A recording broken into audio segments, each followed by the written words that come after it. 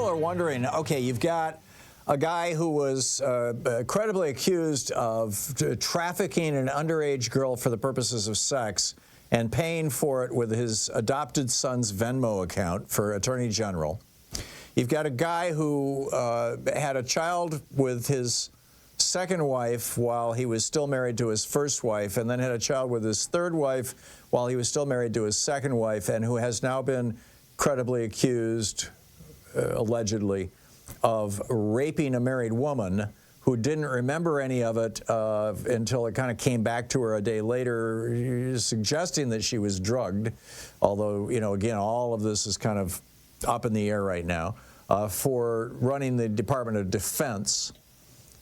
You've got now the guy that Donald Trump wants to make Secretary of Energy, telling a group of energy executives there is no climate crisis, period. I could go on. So how does Donald Trump, in his wildest fantasies, you got Tulsi Gabbard, the woman who has embraced Vladimir Putin repeatedly, at least position-wise, as the head of all of our intelligence agencies. How does this guy expect to get these people past the Senate?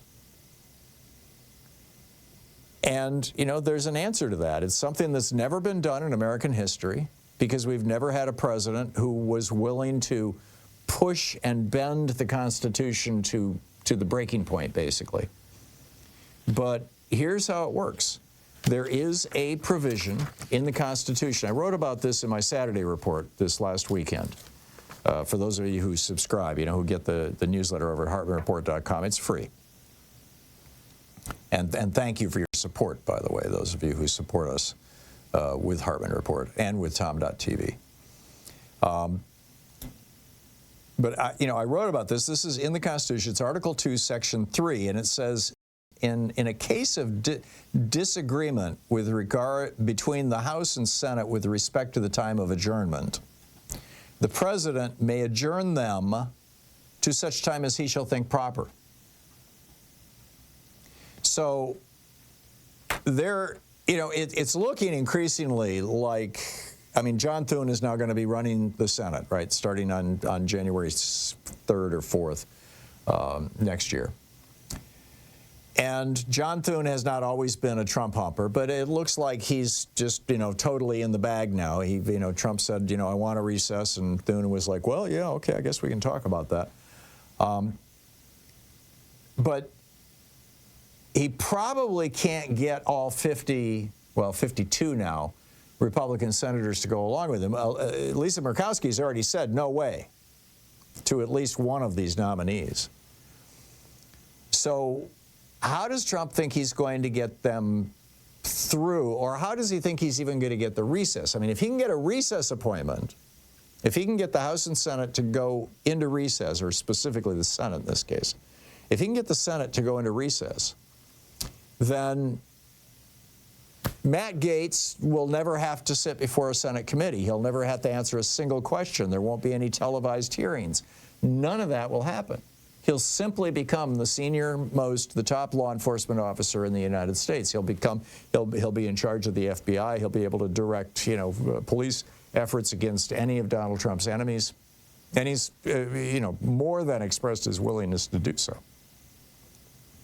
So how can Trump do that? Like I said, it's never been done before. There were recess appointments during the Obama administration, and at one point the Republicans got so upset about it that they took it to the Supreme Court, and the Supreme Court said, no, Obama, you cannot do any more recess appointments. That's too many. Actually, it was, the time period was too short. The recess was only for 3 days. So you need more than a 3-day recess to comply with the Supreme Court slapping down a Barack Obama. But I don't, in my wildest dreams, imagine that they will slap down Donald Trump. This is his fan club. So how does Trump do this without any cooperation from the Senate? Well, all he has to do is have Mike Johnson submit a resolution of adjournment It's called a concurrent resolution. Now, a concurrent resolution is one that is being proposed by the House, but has to be agreed to by the Senate. And so he submits a concurrent resolution that says, you know, let's say he does it on January 4th, the day after they're all sworn in, or let's say he does it on January 21st, the day after Trump is sworn in. He submits a concurrent resolution saying that on January 22nd, the House is going to go into recess for a week. We're going to take a vacation. We're discovering a new holiday. Now, that concurrent resolution requires the Senate to say, yeah, okay, cool.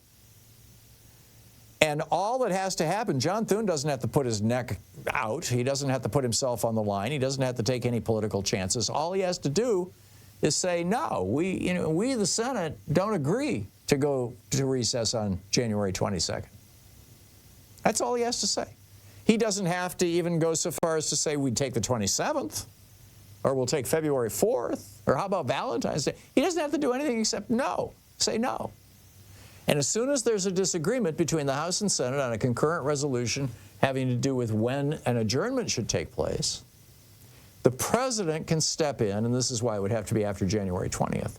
The president can step in and say, I'm going to force you guys into recess, because Article 3, Section 2 of the Constitution says, if you guys can't work it out, it's my job, it's my responsibility, it's my power to put you into recess. And so Trump then just throws the House and Senate into recess for a week, or even one day, and then just issues a whole bunch of executive orders saying, you know, Pete Hegseth is the Secretary of Defense, and Matt Gaetz is the Secretary of, or the head of the Department of Justice, the Attorney General, and, old Christopher here is going to be the Department of Energy, and, yeah, that's it. It's really easy. He could probably do it in an hour. He might be able to do it in 10 minutes. And boom, he's got his entire cabinet.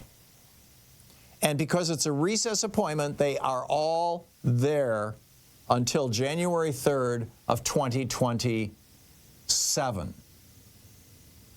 Legally, no acting. And on January 3rd of 2027, he can simply reappoint them as acting people, or he could do the same song and dance again if he can get away with it.